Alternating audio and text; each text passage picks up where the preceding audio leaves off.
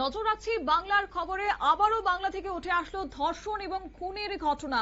এক নাবালিকাকে ধর্ষণ করা হয়েছে, তারপর তাকে খুন করা হয়েছে এমনই অভিযোগ, এবং যার কারণে এখন রণক্ষেত্রের চিত্র দেখা গেছে দক্ষিণ ২৪ পরগনার বারুইপুরে। সোমবার সকাল থেকে থমথমে ভাব এলাকায় এবং ৩ থানা এলাকায় সকাল থেকে জারি করা হয়েছে ১৬৩ ধারা।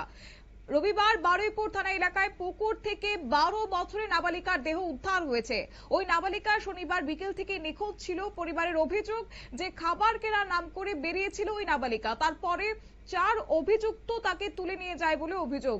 আর এই ঘটনার জেরে রবিবার সকাল থেকে উত্তপ্ত ওই এলাকা। দেহ আটকে রেখে বিক্ষোভ দেখিয়েছে উত্তেজিত জনতা। অভিযুক্ত সন্দেহ গণপিটুনিতে একজনের মৃত্যু হয়েছে বলে অভিযোগ। শুনুন কি বললেন এই প্রসঙ্গে বারুইপুর এসডিপিও। একটা লাইন যদি বলেন দেখি। অ্যাকচুয়ালি এখানে একটা ঘটনা ঘটেছে, আমরা পুরো ব্যাপারটা খতিয়ে দেখছি। যে ইনসিডেন্ট হয়েছে আমরা আশা করছি, কথা দিচ্ছি যে এটা যাতে সাজা হয় সেটার দিকে আমরা নিয়ে যাব, এবং নেক্সট যা যা কাজ আছে আমরা আমাদের তরফ থেকে যতটা করার আমরা নিশ্চয়ই করব। ইনভেস্টিগেশন আমরা দেখে নিচ্ছি, করে বলে নিচ্ছি, রেড চলছে, আমরা সবাইকেই ধরবো যারা যারা এই কেসে ইনভলভ আছে। আচ্ছা, পুলিশের কতজন ইনজুর্ড হয়েছে পুলিশ পার্সোনাল? ওটা আমি খোঁজ নিয়ে জানাচ্ছি। কটা গাড়ি? আমি জানাচ্ছি, খোঁজ নিয়ে জানাচ্ছি। আপনারা শুনলেন এসডিপিওর বক্তব্য। আমাদের সঙ্গে যুক্ত হয়ে গেছে প্রতিনিধি সোমনাথ মুখোপাধ্যায়। সোমনাথ, কি জানতে পারছো? আমরা জানি যে সদ্য পশ্চিমবঙ্গে নতুন সরকার গঠন হয়েছে, তার মধ্যে কিন্তু সামনে এলো এই খবরটি যে বারুইপুরে কিন্তু ১২ বছরের নাবালিকাকে ধর্ষণ করে খুন করা হয়েছে।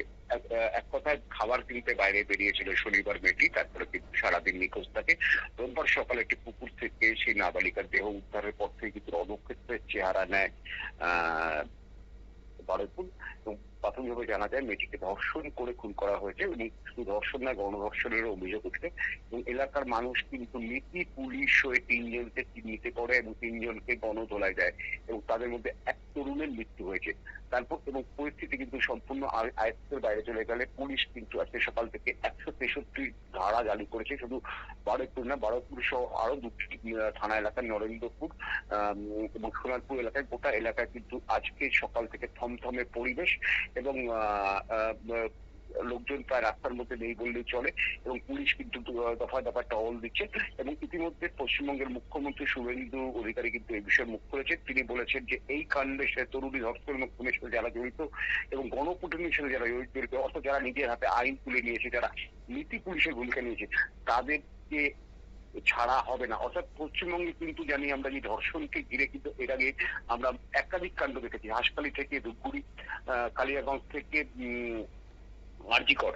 সুতরাং পশ্চিমবঙ্গে যে নতুন করে আবার নতুন করে ধর্ষণকে কেন্দ্র করে যে উত্তপ্ত হতে চলেছে রাজনীতি, সেটা কিন্তু বোঝা যাচ্ছে। ইতিমধ্যে বিশেষ করে বামেরা কিন্তু বলেছে পুলিশের ভূমিকা নিয়ে প্রশ্ন তুলেছে, এবং বিজেপি যে শাসক বিজেপি দলের ভূমিকা নিয়ে প্রশ্ন তুলেছে, এবং এই নিয়ে কিন্তু লাগাতার আন্দোলনের ডাক দিয়েছে বামেরা। এবং আরেকটি মমতা বন্দ্যোপাধ্যায় কিন্তু কালকে সোশ্যাল মিডিয়ায় পোস্ট করেন, তিনি এলাকায় যাওয়ার চেষ্টা করেছিলেন বারুইপুর, কিন্তু তাকে পুলিশ কার্যত তার বাড়ি ঘিরে রেখে বেরোতে দেয়নি। সেক্ষেত্রে তিনি কিন্তু চরম ক্ষোভ উগড়ে দিয়েছেন। সব মিলে কিন্তু পশ্চিমবঙ্গের রাজনীতি একটা নতুন তালমাটাল এবং নতুন আন্দোলনের রূপরেখা তৈরি হতে যাচ্ছে। একেবারে তাই, ধন্যবাদ। অর্থাৎ পশ্চিমবঙ্গে ধর্ষণের মতো ঘটনা যেন নতুন নয়, কিন্তু প্রশ্ন হচ্ছে এই অভিযুক্তরা কিভাবে পার পেয়ে যাচ্ছে, কেনই বা থামছে না এই নেককারজনক ঘটনাগুলো। পুলিশের ভূমিকাতে ইতিমধ্যে সর্বত্র এখন ক্ষোভের সঞ্চার দেখা দিচ্ছে। অন্যদিকে এই ঘটনার জেরে উত্তেজিত জনতা অভিযুক্ত ৩ জনকে গণপিটুনি দিয়েছে, তার মধ্যে একজনের মৃত্যু হয়েছে বলে জানা গেছে, এবং বাকিরা হাসপাতালে ভর্তি রয়েছে। তবে যাই হোক, এখন পুলিশ ঘটনার তদন্তে নেমেছে, এবং অভিযুক্তদের কত দ্রুত আইনের আওতায় আনা যায় সেদিকেই তাকিয়ে রয়েছে এখন প্রত্যেকে। নিয়ে নিচ্ছে ছোট্ট একটি বিজ্ঞাপন বিরতির সঙ্গে থাকুন।